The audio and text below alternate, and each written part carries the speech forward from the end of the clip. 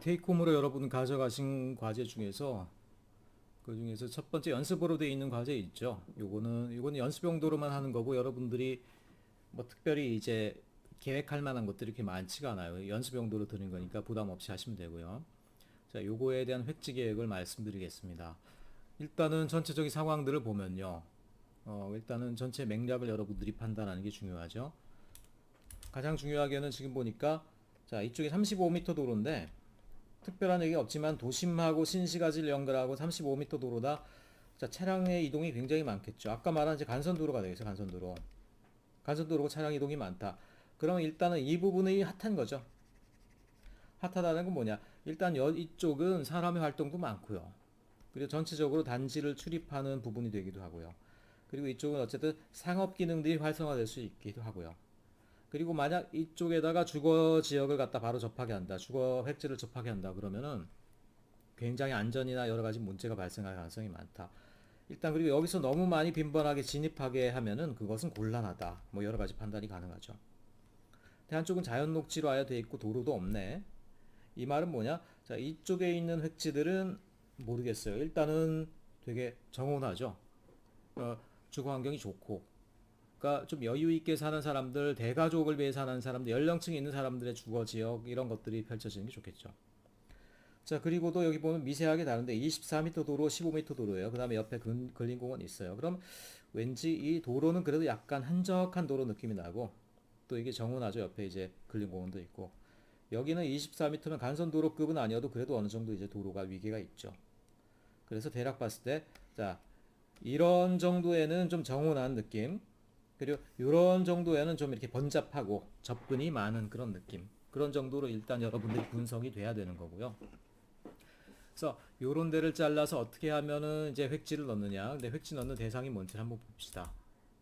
보면은 자, 여기 보면 딴 건 없고요. 보니까 단독주택지를 넣고요. 근데 면적 제한이 없네. 뭐 공원하고 상업용도 빼놓고는 다 넣으란 얘기니까 딴 거 아니고 분할을 한 다음에 공원 들어가는 곳, 상업용도 들어가는 곳 빼고는 나머진 다 그냥 단독주택을 넣으면 된다는 얘기네요. 상업용도는 면적으로 주어졌는데 8천에서 만제곱미터다. 만제곱미터면 한 어쨌든 한 뭐 250짜리면은 뭐 20개만 들어가도 되죠. 250짜리면 20개. 그러니까는 큰 걸로 치면 대충 이제 덩어리 있는 걸로 치면 20개 정도니까 생각보다 그렇게 많은 게 아니에요. 가로변에 필요한 곳에 또는 모퉁이에 이런 데다 접하게 하다 보면 금방 되는 면적이에요. 그래서 여러분들 이런 거 할 때는 이 면적을 갖다 어떻게 맞출까 막 신경 쓸 게 아니고 계획을 어느 정도 여러분들이 하나하나의 상업 용도의 어떤 규모에 적당하게 맞게 하다가 그 면적을 다 합산해 보면은 어느 정도 보통은 이게 말이 되는 계획을 하라는 거기 때문에 여러분이 말이 되는 계획을 하다 보면 보통 상업 용도가 한 대로변에 놓고 너무 주거지 한가운데 억지로 놓고 이러지 않으면 대략 이 면적이 되게 되어 있다라는 거예요. 그러니까 그것은 여러분이 걱정하지 않으셔도 되고요. 다만 이제 다 여러분이 배치를 해놓고 나서 면적을 측정을 해보면 그러면 대략 이 면적 내에 더 들어가 있을 텐데 그렇지 않다라고 그러면 여러분들이 조금 빼거나 아니면 더하거나 이렇게 하면 된다는 것이죠. 그래서 상업 용도는 한 획지 되게 크게 해놨네. 500, 600이니까 대략 만 제곱미터를 맞추려면 한 16개, 뭐 15개에서 한 20개 사이 정도 고려하면 되겠죠. 단독주택도 깊이가 경우로 자유롭게 해야 돼. 깊이가 25m. 그러니까 깊이가 25m. 자, 이렇게 획지가 있는데 요 길이가 이제 25m라는 거죠. 요게 폭이고 이게 깊이를 얘기하는 거예요. 그러니까 폭을 한 뭐 10m로 한다라고 그러면 한 250제곱미터짜리 주택이 되는 거고, 주택 획지가 되는 거고, 조금 더 넓게 할 수도 있겠고, 그건 여러분들이 어떻게 된다? 알아서 판단을 하면 된다라는 거예요. 근데 이 경우는 어쨌든 깊이가 상당히 좀 있는 편이기 때문에 주택의 규모가 좀 있는 편이네.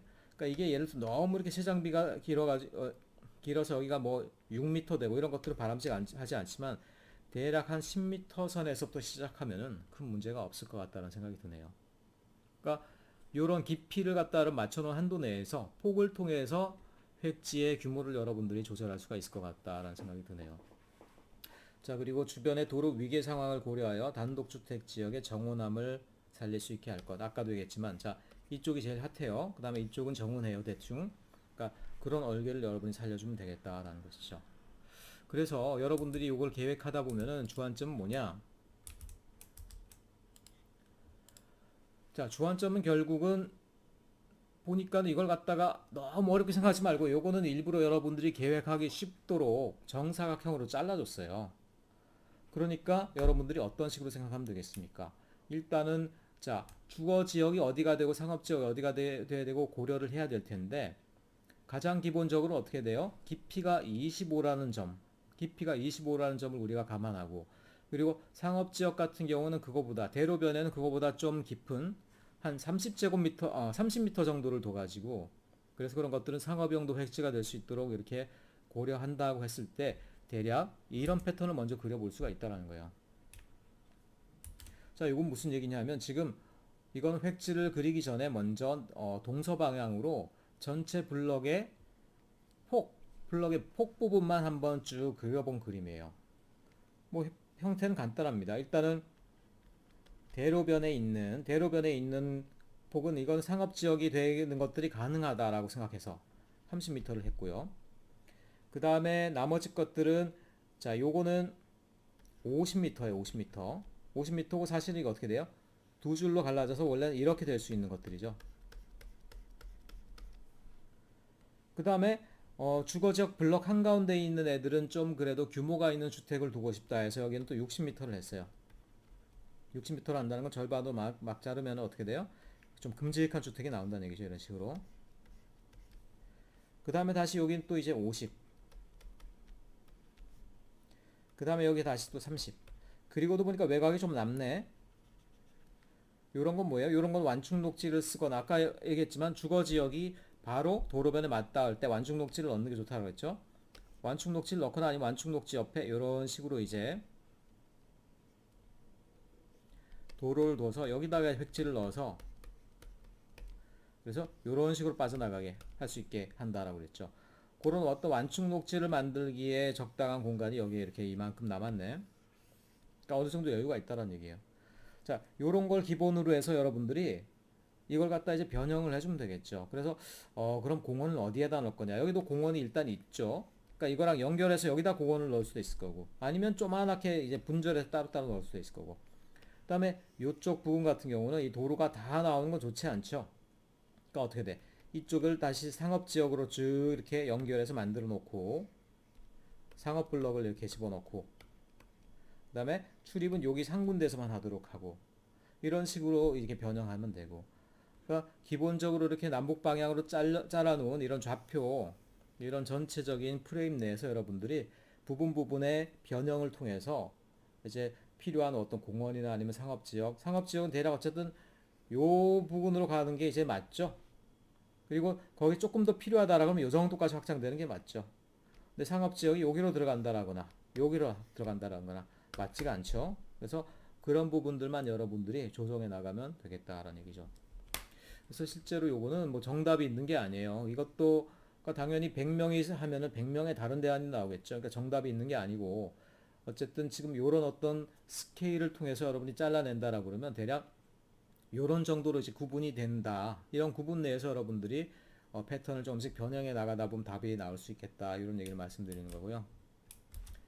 그래서 한번 여러분 선배들이 했던 그림을 한번 보여드리도록 하죠. 그래서 이런 식으로 이제 변형되는 거예요. 그래서 이 친구 같은 경우 상업 용도를 또 너무 좀, 이 대로변이 아닌 안쪽으로 집어넣네. 근데 어쨌든 여기를 갖다 주거 지역으로 했는데 이거 좀 곤란하긴 하죠. 근데 어쨌든 그러기 때문에 여기다가 녹지를 넣어서 바로 출입은 안 하고 요 길 따라서 여기 집산로를 통해서 나올 수 있도록 그러니까 간선도로변에서 동네로의 출입구는 하나만 있을 수 있도록 그건 정했네요. 그 다음에 공원 녹지는 다시 앞에 있는 공원과 연결돼서 전체가 또 이렇게 통합적으로 이용되도록 아마 신경을 쓴 것 같고요. 뭐 그런 부분은 잘 된 것 같아요.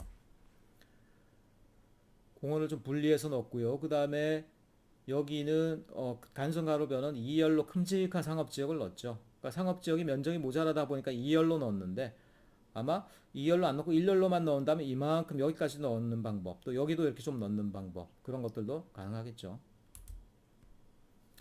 뭐 이런 대안도 있고요. 뭐 이렇게 공원을 한 군데 크게 좀 넣는 방안도 있고요. 조금 이제 곡선적인 느낌이나 이런 걸 두기 위해서 뭐 이렇게 변형을 한 친구들도 있고 그리고 옆에 있는 그림은 자기가 만든 계획안을 체계를 설명하기 위한 전체적인 영역성, 그 다음에 주요한 도로 체계의 흐름, 이런 것들을 표현해 놓은 그림이에요. 여러분들도 여유가 되면 이런 그림 한번 그려 놓으시면은 이것만 봐서 사람들이 여러분들이 무슨 생각했는지 알 수가 없잖아요. 그렇죠? 그래서 이런 그림까지 그려주면 괜찮습니다. 여기 이거는 뭐 녹지축을 굉장히 강조한 경우가 되겠는데요. 그러니까 공원에서 연결된 녹지가 바로 단지 앞까지 나와서 녹지축이 이렇게 쭉 연결돼요. 그리고 남북으로도 이렇게 쭉 연결이 어느 정도 됩니다. 도로는 차로는 이렇게 외곽으로 순환하도록 이런 식으로 배치를 했죠. 그 다음에 간선가로변은 상업용도만 쭉 있게 하는데 이것만 가지고는 8,000제곱미터를 채우기 좀 그렇죠. 그래서 이 경우는 15m 도로까지 쭉 넣고요. 24m 도로까지도 쭉 넣었어. 그래서 외곽을 아예 상업 블록으로만 쭉 이렇게 둘러싸게 한 그런 형태가 되겠죠. 조금 이제 변형을 준 경우가 되겠고요. 뭐 등등. 컬레삭을 이렇게 넣어서 뭐 컬레삭도 가능은 하죠. 컬레삭 넣으면 어쨌든 이런 것들이 하나, 둘, 세 개의 클러스터링이 되니까. 근데 도로를 뭐 너무 뭐 넓게 그린 것 같다는 생각이 좀 들어. 도로하고 주택이 또 이렇게 간격이 있는 거 이건 의미가 없죠. 도로하고 주택 사이에 간격이 있으면 그것도 뭐야? 보도인가? 아니에요. 도로 그릴 땐 도로 선 내에 보도까지 포함되는 거예요, 보통. 거기다 보도가 이렇게 넓을 리도 좀 없고요. 땅이 이렇게 뭐 여유 있고 널널하지가 않죠. 보도를 동네 한가운데 보도인데 10m 하고 막 그럴 필요 없죠. 동네에 있는 국지도로는 보통 보차 혼합이에요. 차량하고 보행이 따로 분리가 되지 않습니다. 혼합으로 하는 것들이 보행자에게도 오히려 편해요.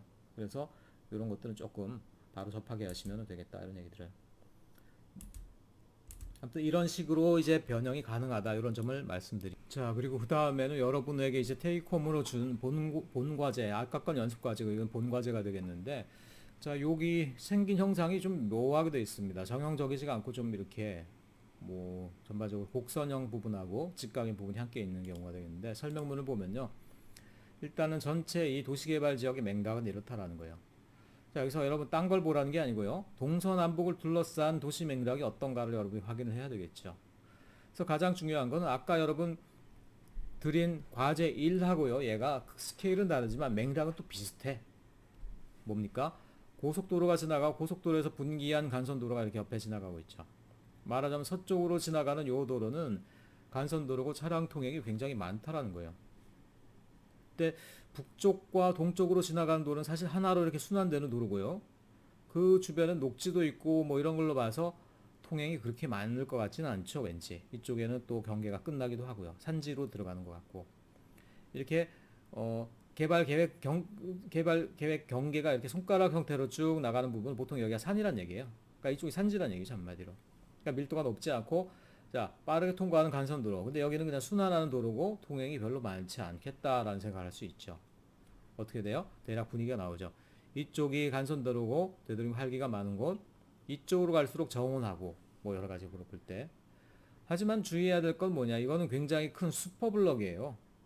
그렇기 때문에 여기 서쪽에 가깝다고 하더라도 얼마든지 계획을 통해서 조금 여기 주거지역을 넣을 수도 있고, 뭐 경우에 따라서 여기도 상업지역을 넣는 것도 가능합니다. 여러분들이 그렇게 배치를 해서 그 주변의 인구 밀도를 높여주면은 상업지역이 저기로도 또 들어갈 수 없는 것은 아니에요. 하지만 그럼에도 불구하고 전체 도로하고 주변의 맥락이 먼저 그렇게 작용하고 있다는 건 여러분들이 알아야 되죠. 그래서 배치해야 될 것들은 뭐냐? 단독주택. 자, 단독주택이 아까 말한 우리의 획지 계획을 되는 거죠. 그래서 단독주택 부분은 여러분들이 어쨌든 그려 놓아야 돼. 이런 것들을 갖다가 이런 식으로 그려 놓아야 돼. 근린공원은 뭐야? 그냥 면적만 넣고 그냥 근린공원 써놓으면 되겠죠. 공동주택도 뭐예요? 약 14%를 면적을 하라고 그랬는데 이렇게 지정을 해준 다음에 아파트를 여러분들이 뭐 이렇게 그려 넣을 필요는 당연히 없다. 대략 면적만 여러분 확보해주면 되고, 아까 획지계획 강의에서 뭐라고 그랬어요? 한 10,000제곱미터 정도 이상으로 아파트 단지 용지를 갖다 계획해주면 된다. 그래서 공동주택이 전체 14%다. 면적이 얼마가 되는지 모르겠지만, 여기 나오네요. 공동주택이 약 2만. 2만이면 뭐 경우에 따라서 여러분들이 뭐 2개, 뭐 많으면 또 3개, 뭐 잘게 쪼개고 싶다라고 그러면 하나로 넣기에는 조금 부담스러운 크기인데 한 2개나 3개 정도 뭐 나눠서 넣을 수 있겠죠? 단지 여기저기에. 그 다음에 또 학교도 들어가는데, 학교는 어떻게 돼? 학교 같은 경우도 이제 10%니까 이건 그냥 면적만 지정해 주면 되는데, 학교 면적을 여러분들 이런 식으로 지정하진 않겠죠? 이런 식으로 지정하지 않겠죠? 그래서 학교가 들어가고 앞에 운동장도 있고 옆에 소운동장이 있고 이렇게 해야 되니까 대략 어느 정도의 직사각형에 가까운 충분한 면적 요거를 학교에게 주는 게 중요하겠다. 자, 그래서 요 비율을 맞추면 이제 이렇게 되는 거고, 그러니까 여러분들이 해야 될 작업은 뭐예요? 일단은 요렇게 생긴 부지, 아유 그림이 좀 잘 안 나오네. 이렇게 생겼죠. 그 다음에 이쪽은 굉장히 통행이 많고요. 이쪽은 통행이 어느 정도 적은 요런 땅 내에서 여러분들이 첫 번째 해야 될 건 뭐냐? 토지 이용 계획을 해야 된다. 말하자면 어디가 단독주택촌, 어디가 근린공원, 어디가 공동주택 이걸 여러분 배치해야 된다. 둘째, 단독주택에 해당하는 부분에 당연히 이제 여기에 획지 계획을 여러분들이 해줘야 되겠다. 획지 계획 하려면 좀 귀찮아요. 왜냐면 이거 이렇게 해놓은 다음에 이걸 또 하나하나 다 갈라. 그래서 손으로 할 땐 정교하게 할 수는 없어요. 캐드로 하면 모르겠는데. 그럼에도 불구하고 여러분 뭐 이걸 갖다 정확한 스케일로까지 하는 건 아니니까 대략적으로 이걸 등분해서 놓고 하다 보면 하나는 작고 하나는 쪽 크고 뭐 이런 경우 있을 수 있지만 대략적으로 전체 요 넓이는 여러분들이 파악할 수 있을 거 아니야. 소블럭 전체의 넓이 파악할 수 있을 거 아니에요. 그래서 그런 면적 정도로 해서 대략 한 43% 절반보다 좀 작게 하면 되겠다라는 얘기죠. 그래서 해야 되는데 자 그럼 토지이용 계획상 여러분들이 주의해야 될 게 뭐가 있느냐? 뭐 별거 없어요. 하지만 중요한 것은 뭐냐? 공동주택하고 단독주택이 너무 맞닿는 것은 좋지 않습니다. 자, 단독 아파트촌이에요. 그 다음에 그 옆에 바로 조그만 단독주택촌이 있어. 경계가 바로 접하고 있어. 위압감도 있고 그림자도 지고 별로 좋지 않죠. 그러니까 이런 것들을 피하는 방법은 뭘까? 뭐 여러 가지가 있지만 그 사이에 공원이나 아니면 다른 시설을 넣어주는 게 제일 편하겠죠. 뭐 그런 것들이 있고 그 다음에 근린공원이 있는데 자 근린공원은 주로 누굴 위한 걸까요? 단독주택? 공동주택. 되도록이면 단독주택에 사람들이 이용하게 편리하게 하는 게 좋습니다. 왜냐 아파트 단지는요 요새 그 안에 가보면 알아서 광장 공원 시설 다 있어요. 이 사람도 보통 밖에 안 나오는 경우도 있어요 운동하기 위해서. 그래서 충분하게 큰 단지를 만들었다라고 그러면은 사실 그 안에 근린공원에 해당하는 시설들이 있기 마련이에요. 그래서 여러분들이 아파트 주민보다는 단독주택 주민이 근린공원을 좀 더 많이 이용할 거다 이렇게 생각해도 상관없어요. 그다음에 학교는 뭐 여러분들 그 입시 조건을 여러분들이 다 상상할 수 있죠. 학교는 일단은 통학생들의 안전한 등교, 안전하고 또 너무 통학거리가 멀지 않도록 블록 내에서 통학거리에 접근하는 길들이 대로변에 열려 있다라든가 뭐 이런 것들을 피하면서 적당하게 넣을 수 있는 위치들 그런 것들이 뭘까 여러분들이 계획을 해주시면 된다는 얘기예요. 자, 이 정도에서부터는 그러니까 여러분들이 하나의 슈퍼 블럭 전체를 다루다 보니까 블록 내에 이제 여러 개의 용도가 다 들어가게 되네요. 그런데 어쨌든 여기서는 우리가 단지 계획으로 다루는 건 아니고요. 다만 획지 계획으로만 다루기 때문에 땅을 그라운드 플랜을 해주는 것만으로 일단은 계획이 다 끝나게 된다. 근데 그라운드 플랜을 함에 있어서 이미 그 위에 올라가는 물리적 형상이나 아니 용도들 간의 연결 관계, 용도들 간의 또 부적합 관계 이런 것들이 미리 다 고려가 돼 있어야 된다는 거예요.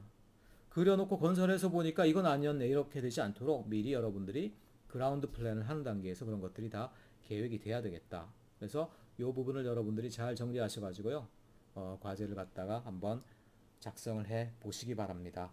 역시 여러분들 이거 채점하거나 여러분들을 뭐 골치 아프게 할 생각은 없고 다만 여러분들이 계획하는 계획 능력을 이렇게 여러분 좀 기르기 위한 하는 거니까 지금 여러분 이거 제가 하고 있는 부분들을 다 따라온다라고 그러면요. 그래서 계획을 하는 데서 각 부분에 대한 그래도 하나씩의 경험은 다 해보게 돼요.